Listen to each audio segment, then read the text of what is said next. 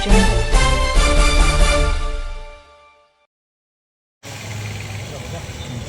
ಇದು ಒಂದು ನಾವು ಒಂದು ಭಕ್ತಿ ಸಾಧನ ಅಂತ ಒಂದು ಕಾರ್ಯಕ್ರಮವನ್ನು ನಾವು ಹಮ್ಮಿಕೊಂಡಿದ್ದೇವೆ.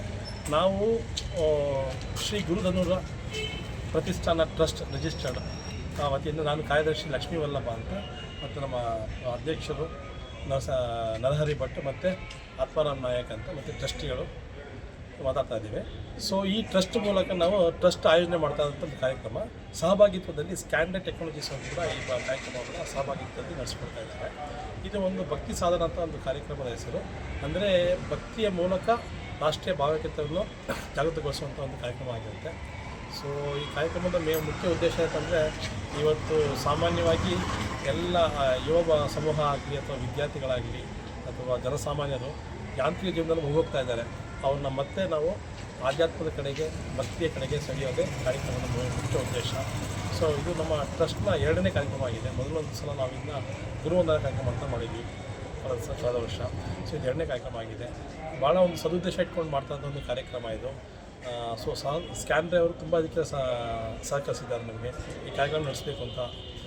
ಮತ್ತು ಈ ಕಾರ್ಯಕ್ರಮದ ಉದ್ದೇಶ ನಾನು ಹೇಳಿದಂಗೆ ನಿಮಗೆ ಎಲ್ಲರನ್ನೂ ಒಂದು ಕಡೆ ಈ ಕಡೆ ಇವಾಗ ಬಹಳ ಚಾಲ್ತಿಯಲ್ಲಿರುವಂಥದ್ದು ಭಕ್ತಿ ಜಾಮಿಂಗ್ ಅಂತ, ಭಜನ್ ಜಾಮಿಂಗ್ ಅಥವಾ ಭಜನ್ ಕ್ಲಬ್ಬಿಂಗ್ ಅಂತ ಬ್ಯಾಂಗ್ಳೂರೆಲ್ಲ ಭಾಳ ಪ್ರಚಲಿತವಾಗಿದೆ. ಅಂದರೆ ಯುವ ಸಮೂಹಗಳನ್ನೆಲ್ಲ ಕರೆದು ಸಂಜೆ ಹೊತ್ತು ಒಬ್ಬರು ಪಾರ್ಟಿ ಗಿಟ್ಟಿದ್ದು ಹೋಗೋ ಬದಲು ಯುವ ಸಮೂಹ ಒಬ್ಬರು ಸೇರಿಕೊಂಡು ಜಾಮಿಂಗ್ ಅಂತ, ಭಜನ್ ಜಾಮಿಂಗ್ ಅಂತ ಮಾಡ್ತಾಯಿದ್ದಾರೆ. ಈಗ ಅಂಥದ್ದೇ ಒಂದು ಸಣ್ಣ ಸಂಸ್ಕೃತಿನ ನಾವು ಮೈಸೂರು ಕೂಡ ಶುರು ಮಾಡಬೇಕು. ಅದಕ್ಕೊಂದು ಇನಿಷಿಯೇಟಿವ್ ಆಗಿ ಒಂದು ಕಾರ್ಯಕ್ರಮವನ್ನು ಮೊದಲನೇದಾಗಿ ನಾವಿನ್ನು ಮಾಡ್ತಾಯಿದ್ದೀವಿ ಸರ್. ನಿಮ್ಮ ಹೆಸರು ಸರ್? ನನ್ನ ಹೆಸರು ಲಕ್ಷ್ಮೀ ವಲ್ಲಭ KP ಅಂತ. ನಾನು ಟ್ರಸ್ಟ್ನ ಕಾರ್ಯದರ್ಶಿಯಾಗಿದ್ದೇನೆ. ಇವರು ಆತ್ಮಾರಾಮ್ ನಾಯಕ್ ಅಂತ, ಇವರು ಉಪ ಕಾರ್ಯದರ್ಶಿ, ಇವರು ಅಧ್ಯಕ್ಷರು ನರಹರಿ ಭಟ್ ಅಂತ ಹೇಳಿ, ಮತ್ತು ನಮ್ಮ ಟ್ರಸ್ಟಿಗಳು ಇವರು ಅಕ್ಷಯ್ ಪಾಟೀಲ್ ಮತ್ತು ಪುನೀತ್ ಅಂತ ಅವರು ಟ್ರಸ್ಟಿಗಳು. ನಮಸ್ಕಾರ ಬಂಧುಗಳೇ. ಮಹಾಶಿವರಾತ್ರಿ ಈ ಬಾರಿ 15ನೇ ತಾರೀಕು ಭಾನುವಾರ ಬರ್ತಾ ಇದೆ. 14ನೇ ತಾರೀಕು ಮೈಸೂರಿನಲ್ಲಿ ಒಂದು ದೊಡ್ಡ ಮಟ್ಟದ ಹನುಮಾನ್ ಚಾಲೀಸ ಕಾರ್ಯಕ್ರಮವೂ ನಡೀತಾ ಇದೆ.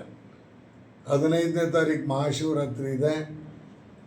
ಈ ಬಾರಿಯ ಶಿವರಾತ್ರಿ ಈ ಮುಂದಿನ ಬಾರಿಯ ಶಿವರಾತ್ರಿವರೆಗೆ ಸಾರ್ವಜನಿಕರಲ್ಲಿ ನೆಮ್ಮದಿ ಮತ್ತು ಆರೋಗ್ಯವನ್ನು ಕೊಟ್ಟು ಸಾರ್ವಜನಿಕರಲ್ಲಿ ನೆಮ್ಮದಿಯನ್ನು ಉಂಟು ಮಾಡಲಿ ಅನ್ನೋ ಪ್ರಾರ್ಥನೆಯನ್ನು ಮಾಡ್ತೀನಿ. ಕಳೆದ ಬಾರಿ ಅನೇಕ ಅವಘಡಗಳು ರಾಜ್ಯದಲ್ಲಿ ಆಗಿದೆ. ಆ ಎಲ್ಲ ಅವಘಡಗಳು ಮರುಕಳಿಸದಂತೆ ಯಾವುದೂ ಆಗದೇ ಇರುವಂಥ ರೀತಿಯಲ್ಲಿ ರಾಜ್ಯವನ್ನು ಕಾಪಾಡಲಿ. ರಾಜ್ಯದ ರೈತರು ಸುಭಿಕ್ಷೆಯಿಂದ ಇರುವಂಗೆ ಆದರೆ ಈ ರಾಜ್ಯಕ್ಕೆ ಒಳ್ಳೆಯದಾಗುತ್ತೆ. ಸಕಾಲಕ್ಕೆ ಮಳೆ ಆಗಲಿ, ಬೆಳೆ ಆಗಲಿ, ಒಳ್ಳೆಯ ಬೆಲೆ ಬಂದರೆ ರೈತರಿಗೂ ಒಳ್ಳೆಯದಾಗತ್ತೆ, ಸಾರ್ವಜನಿಕರಿಗೂ ಒಳ್ಳೆಯದಾಗುತ್ತೆ, ನಾಗರಿಕರಿಗೂ ಒಳ್ಳೆಯದಾಗುತ್ತೆ. ಹಾಗಾಗಿ 2026ರ ಶಿವರಾತ್ರಿ ನಮ್ಮೆಲ್ಲರ ಬಾಳಿನಲ್ಲಿ ಬೆಳಕನ್ನು ನೀಡಲಿ ಅನ್ನುವಂಥ ಪ್ರಾರ್ಥನೆಯನ್ನು ಮಾಡ್ತೀನಿ. ನಮಸ್ಕಾರ. ಮಹಾಶಿವರಾತ್ರಿ ಶುಭಾಶಯಗಳು.